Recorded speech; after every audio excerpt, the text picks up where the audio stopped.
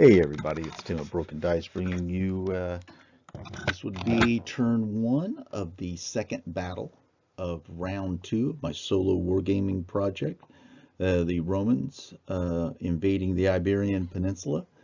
So let's get on to turn one. Now, in the last video, if you've seen that one already, I said I may do turns one and two in the same video. But since some things happened in this turn that don't normally happen when I do one of these, I thought I'd create a quick little video on turn one because I think it's going to have some long-lasting effects throughout the game, I believe. All right, we start off with the Iberian orders phase. And for you people that are new or don't know, I am using Hail Caesar rules, so this is why I use this certain format. Okay, the Iberian right division, which would be the one to the top left of the photo, and why it's so blurry, I don't know. They failed their orders. They didn't move, and so the next unit on the right of that is at the top of the photo is the Iberian general's leadership. He's a 9. He passed his order only by 1, so they made one move, kind of coming down the slope a little bit.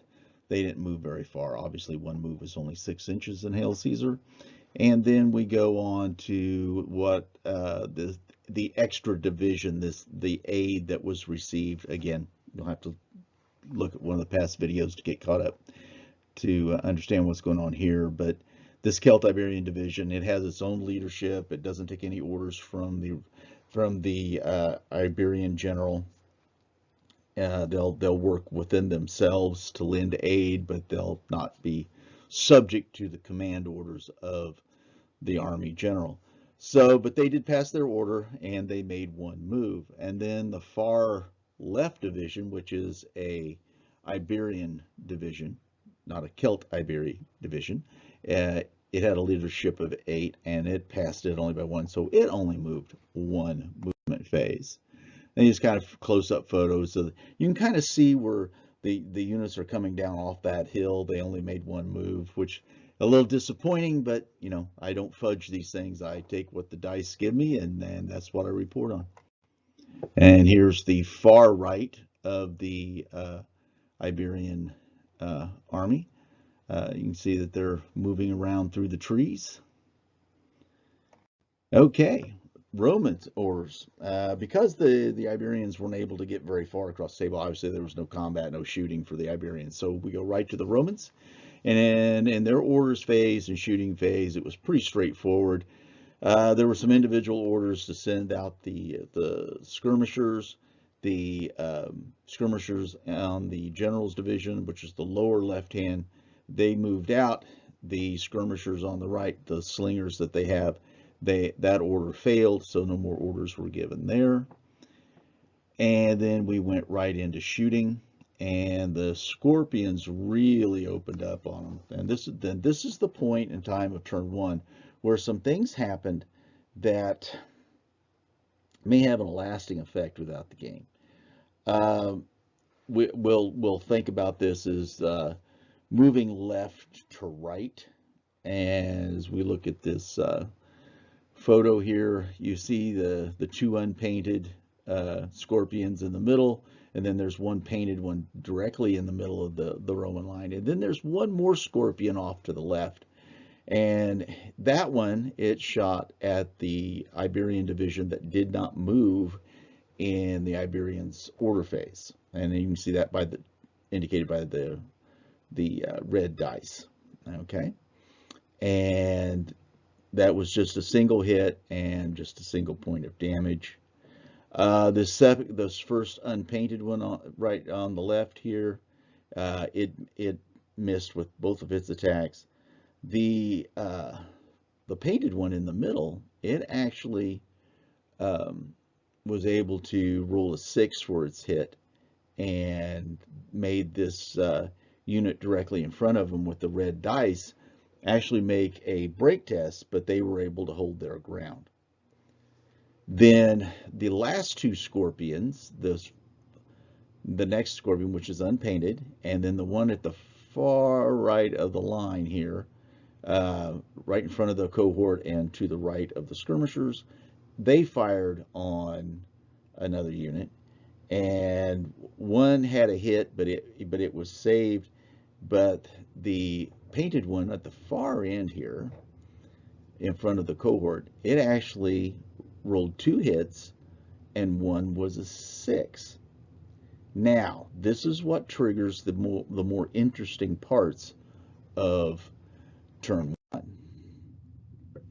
All right, as we look at this right here, so the first, this actually we have look at the left of the photo. This first disordered marker is actually the unit that was towards the front of the Iberian force. They broke, and so they had to give ground. And when they gave ground, they moved through one unit, and then they had to take, that unit that they moved through had to take a break test because they moved right through the center of the unit. They, not a break test, but they had to roll for disorder. I'm sorry about that. They had to roll for disorder. The shooting made this one unit disordered. They moved through another unit. That unit passed its disorder, so they were fine. But the next unit that it ran through, it failed. And so, you know, the one at the very back, the lower left corner here, it's the one that took the damage, and it fled all the way through these 3 units. And each one of them had the test. Let me make this a little bit more clear. Each one of those had the test. One of them, the one that was right behind them, or yeah, the second one back, they failed, so they were disordered. The next one, it passed. So we've got 2 that passed and 2 that failed. This is going to cause this division to be in its next phase, trying to get itself straightened around, you know, and reorganized. So these 2 units, now that they're disordered, so with their next, in turn 2, they're not going to be able to receive orders. They're just going to have to stand there. So the choices that are going to have to be made are going to be interesting here. Yeah, this is in this photograph, you can see the 2 disordered units and then the 2 non-disordered units in the Celt Iberian division. And you can kind of see how the Army General's unit is kind of pushed a little bit ahead. This is where I think this is going to be very interesting in next turn, because at the top of the turn, the Iberians go first, and those 2 disordered units can't get rid of their disorder until the end of that turn. So what that's going to lead to is that unit that's kind of sandwiched between the 2 disordered units, if it passes an order and is able to move through that first one of the disordered units, it will have to test, because I have them like one behind the other, so they'll have to move their center part of the unit through the other center unit, and that could create disorder. You have to do a disorder roll on a die 6. So that'll be kind of an interesting twist, and how will that play out? I don't know. We'll just roll the dice and we'll see. Yeah, this is going to be an interesting little couple of turns here early on, until we can get into some combats and get some things going on here. It might be that this division now is so disrupted and disordered that it's just not going to be able to provide much help to the Iberian divisions. But we'll see. We will see how this turns out. Okay, here's the last photo, and this is a kind of a whole overview look of the battlefield. We have the Romans at the bottom, Scorpions across the front, got some skirmishers out. At the top left of the photo, you can see the Iberian division that didn't move. And in the center, in what would be the left center division would be the Iberian Generals division. They moved one move. You kind of see them coming down the slope. And at the right center, you can see the two disordered markers beside the units that are disordered. This is going to turn into quite the little adventure. See if they can't get these guys to, you know, get organized again and get them back into the game. And then on the very far right is another Iberian division, which has moved one move. But we'll see how this all turns out. If you'd like, please leave me a like down below.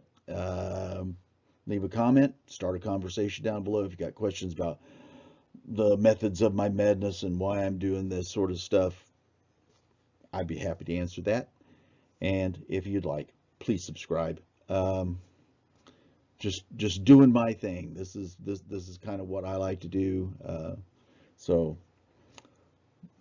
there's nothing mystical here. I don't think I'm reinventing the wheel. I'm just having a good time doing this stuff. All right. That's enough about this. Everybody stay safe, stay well, and I will see you next week.